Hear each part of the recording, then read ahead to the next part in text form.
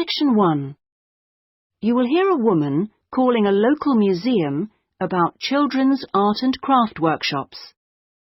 First, you have some time to look at questions 1 to 5.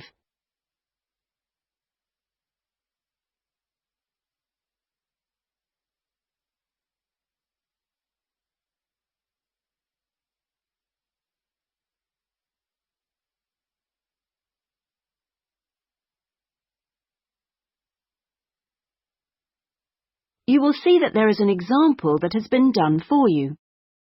On this occasion only, the conversation relating to this will be played first.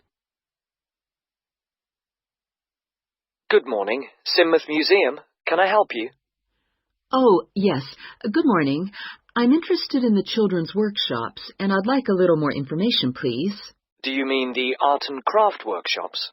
Yes, a friend of a friend mentioned them. The children do painting and make models and so forth. Yes, of course. Where to begin?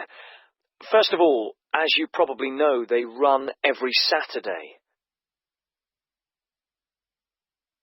The workshops are organised every Saturday, so Saturday has been written in the space. Now we shall begin.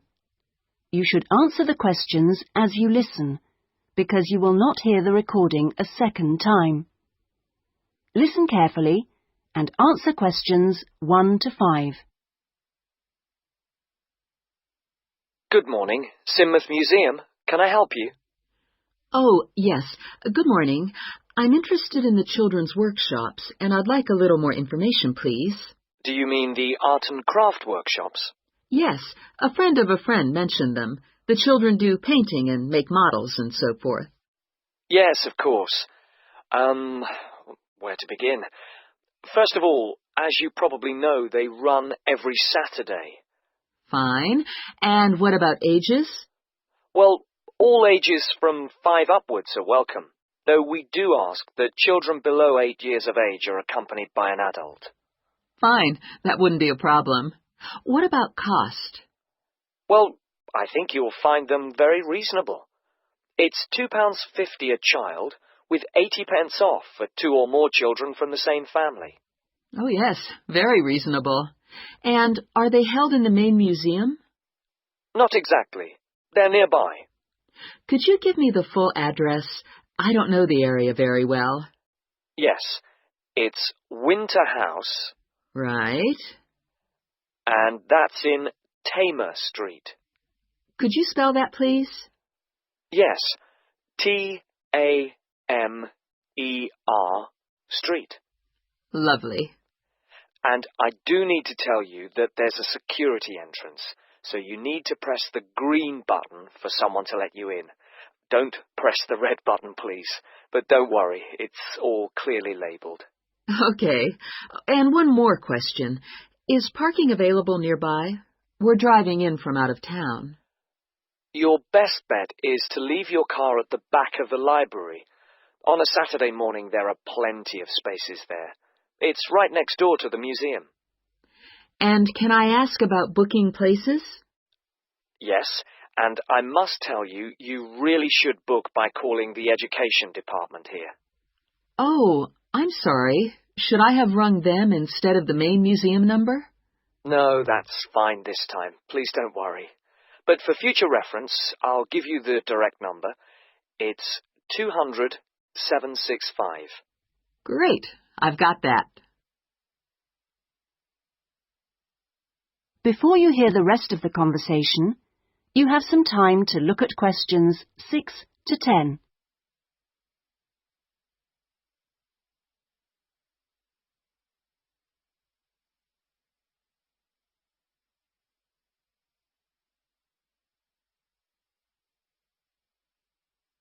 Now listen and answer questions 6 to 10. But I'm very happy to give you information about the next 2 workshops. On Saturday the 16th, there's building castles. Oh, sounds great. This involves quite a bit of glue, so just make sure the kids are in old clothes. I know. Ones I don't mind getting mucky. Exactly. And if possible, could you bring along bottle tops, which the children might be able to use in the models, as decoration? We'll certainly try to find some for you. Then the following week... That'll be the 23rd, won't it? Yes, that's right. On that day, it's what we call Undersea Worlds. This is where they make scenes with fishes, underground caverns, and so on. Is that likely to get very dirty? Lots of paint splashes? Not really, so we don't recommend any special clothes for that one. But if you could search out some silver paper to bring along to use in the sessions, it's shiny, it looks like water, that'd be great. Yes, of course. We'll see what we can come up with. Well, thank you ever so much for all your help. The sessions sound really good, and I'll certainly book up for the next 2. Lovely. Thanks very much for ringing. Bye. Bye-bye. That is the end of section 1. You now have half a minute to check your answers.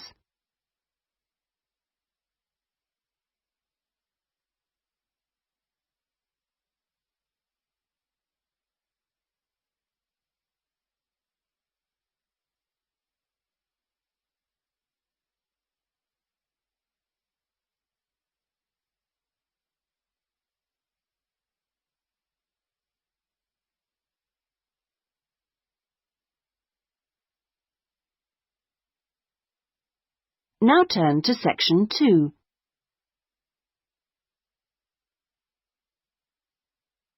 Section 2. You will hear a customer services official giving information to a passenger at a railway station in a town called Trebirch. First, you have some time to look at questions 11 to 17.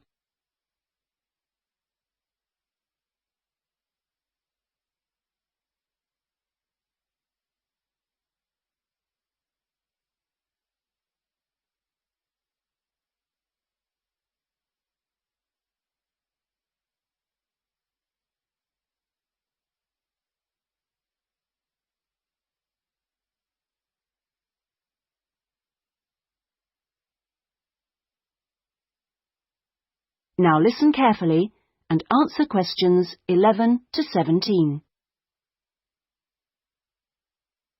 Hello. My family and I are staying here in Trebirch for a week or 2, and we wanted to know about the train services.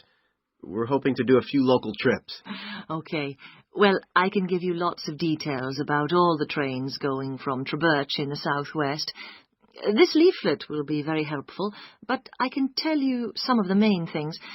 We've got 2 main train stations in the town.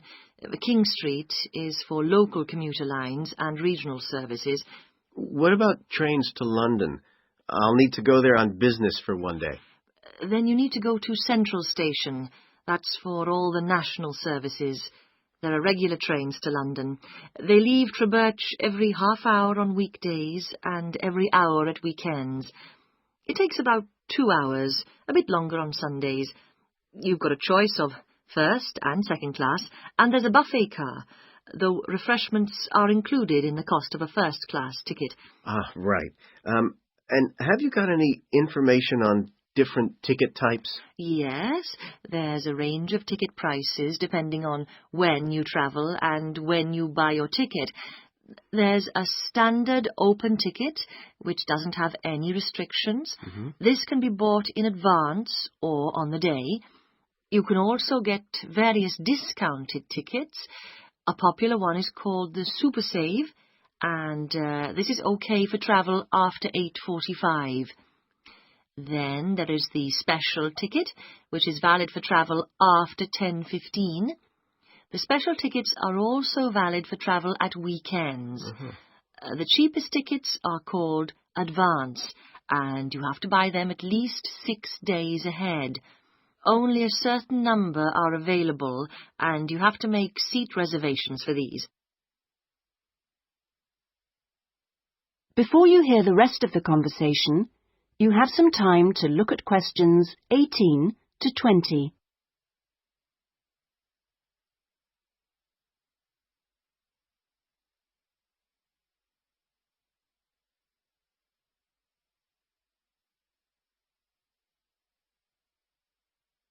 Now listen and answer questions 18 to 20. Thanks. And are there lots of places to go to around here? Oh, yes. You can enjoy many days out. There's the Merthyr Mining Museum, which is only half an hour from Trubirch by train. Your children will find it just as fascinating as any theme park, and they can ride in the original miners' lifts and on the coal trains. There are special excursion tickets which include entrance fees. Mainline trains also offer direct services to Bristol, where you can visit the docks or spend a great day out with the children in the zoo, which is set in the parkland that used to surround the old castle. Special family away day fares are available for this service now during the school holidays. Alternatively, you can be in Birmingham in only an hour and a half, where there's lots to see and do, including the new and internationally acclaimed climbing wall, built on the site of the old aquarium. We will also be running a special service to Newport when the new Science Museum opens next year, as we anticipate a lot of visitors in the opening weeks. I'd advise you to call early to book your tickets. Is that okay? Yes, thanks. That is the end of section 2. You now have half a minute to check your answers.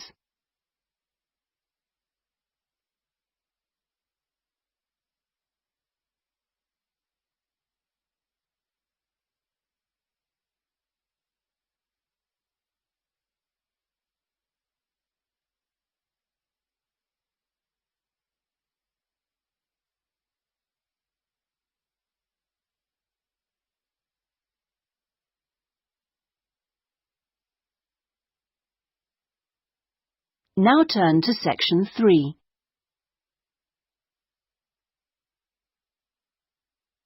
Section 3. You will hear a discussion between a tutor and an education student called Sandy about the student's dissertation. First, you have some time to look at questions 21 to 25.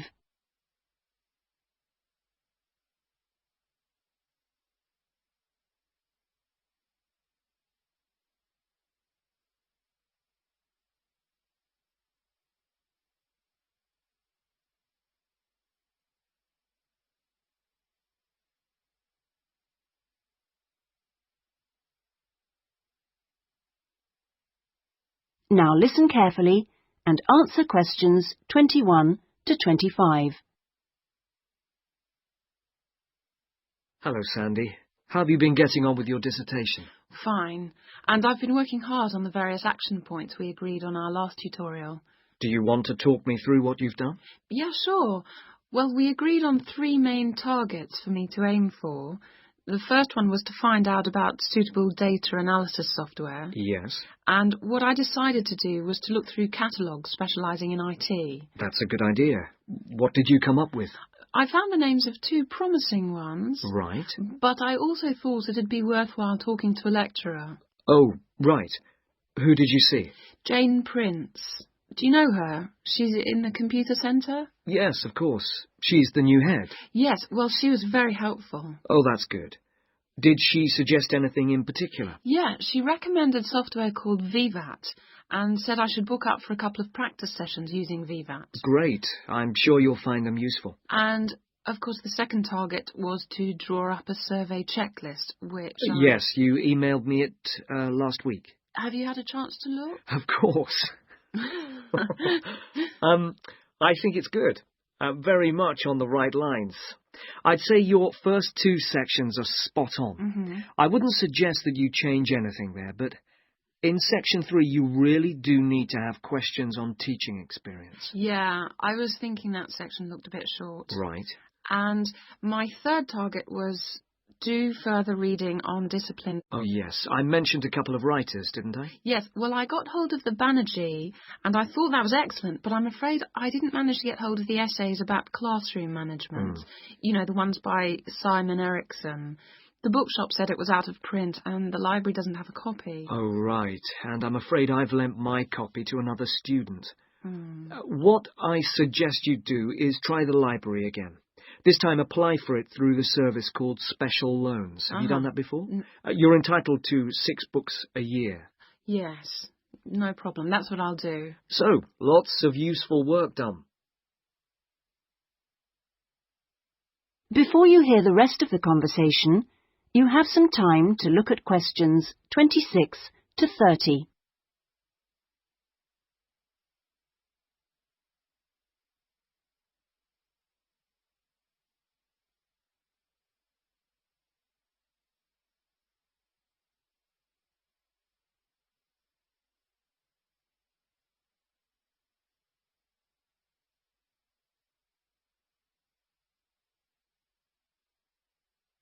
Now listen and answer questions 26 to 30.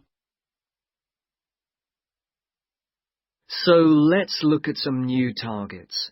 We'll start by having a chat about your Chapter 1. I very much enjoyed reading it. Your written style is very clear, and you've included lots of interesting descriptions of education in your target area. I've just got a couple of suggestions for some additional work. Of course. Could I just ask, what do you think I should call it? Well, I'd go for something like context review. What do you think? Well, short and to the point. Exactly. Now, as regards specific areas to work on, I'd be quite interested to have a few more statistics about the schools in the different zones. Oh, that wouldn't be a problem. I can get them from the internet. Great. And although you did make a reference to quite a few different writers, I think you should aim to cite more works written later than 2000. OK. That's more difficult, but I can try. When do you want that done by? Oh, it's not urgent. I should aim for the end of term. But in the meantime, I think you should also be thinking about Chapter 2. Should I be drafting it already? No, but I think you should note down its main sections. Yes. You know, I always find that the hardest part... I always find it helpful to put some ideas on index cards. Yeah. And then you can sort them and even lay them out on the floor. It's a real help. Well, I'll certainly try it. When would the deadline be for that? My advice would be to get it done before you embark upon the research. You can always change it later if you need to. OK, I'll get going on that then. That is the end of section 3. You now have half a minute to check your answers.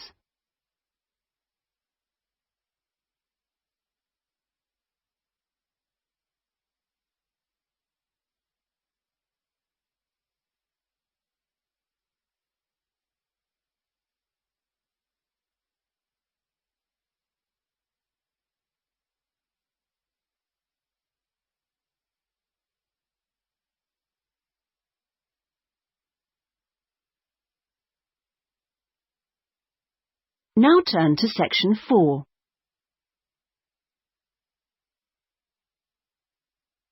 Section 4.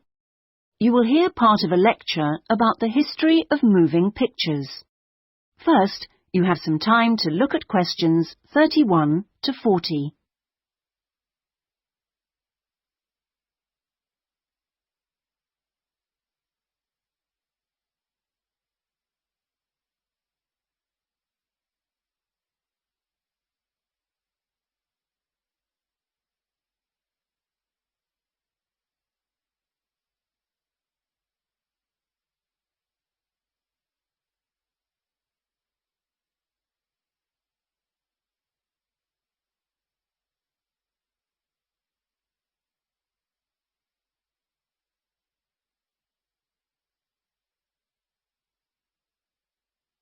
Now listen carefully and answer questions 31 to 40.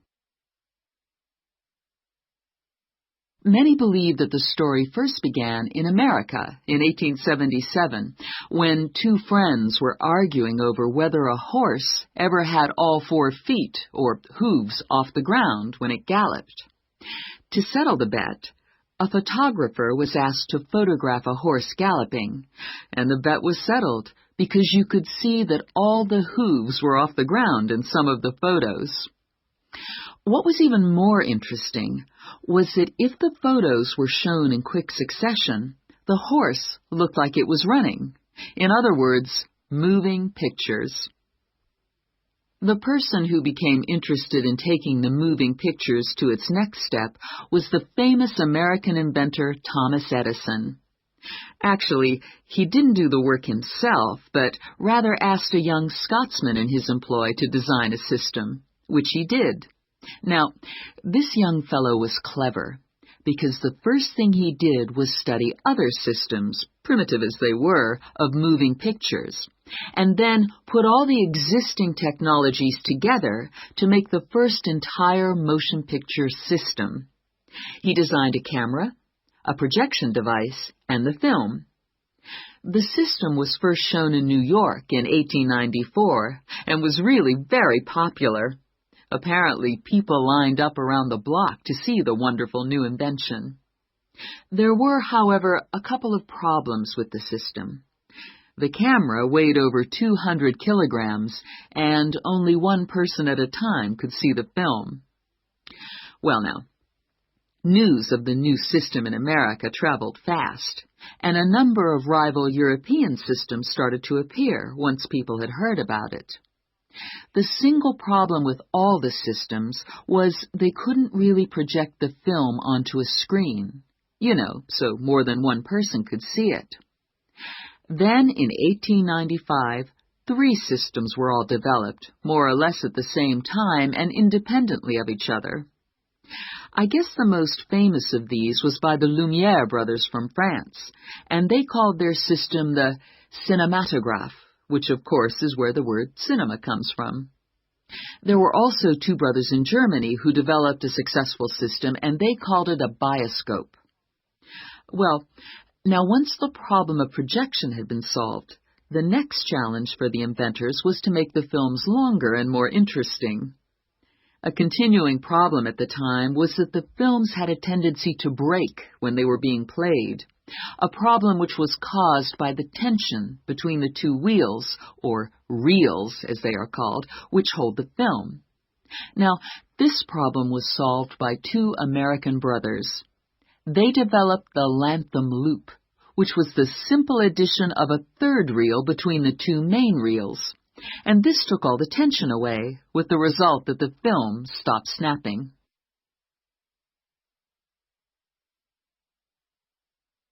So now there was a real possibility of having films of more than 2 or 3 minutes.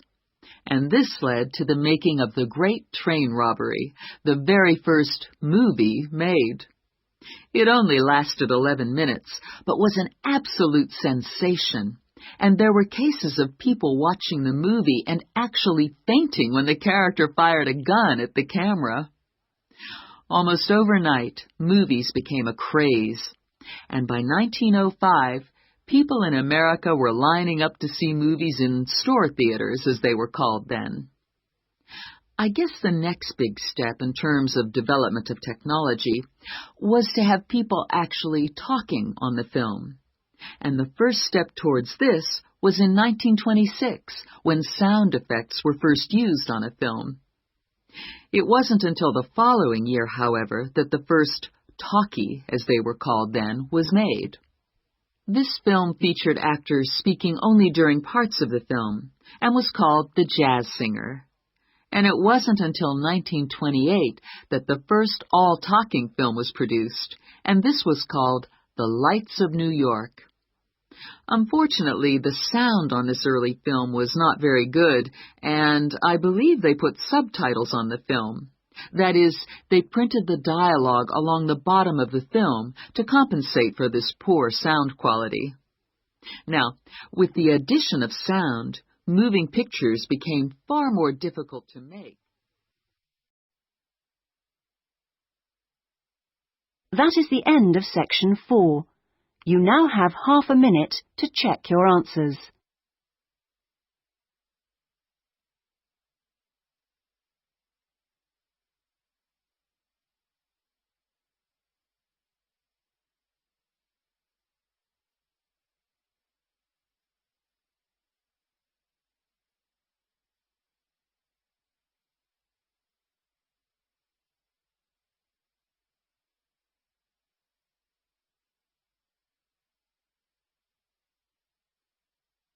That is the end of the listening test. In the Ielts test, you would now have 10 minutes to transfer your answers to the listening answer sheet.